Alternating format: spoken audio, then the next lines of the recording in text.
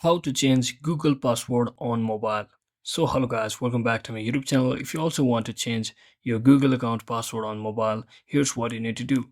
So first just head over to your settings of your mobile device, and once you're inside here, simply locate the Google option or Google services. So simply select it, and once you're inside here, always make sure if you have multiple Google account, just choose or select the Google account in which you want to change the password from. Now simply I will select this Google account over here and select the option as well, that is Google account, and it should take me to this page. And now I will simply scroll right ways under this security tab and simply scroll down all the way until you see the option called password.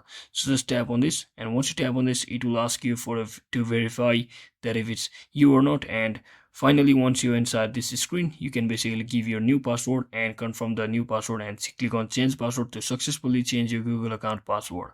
So that is exactly how we do it, guys. I hope this video was informational. If it was, don't forget to like and subscribe to the channel. See you on the next one.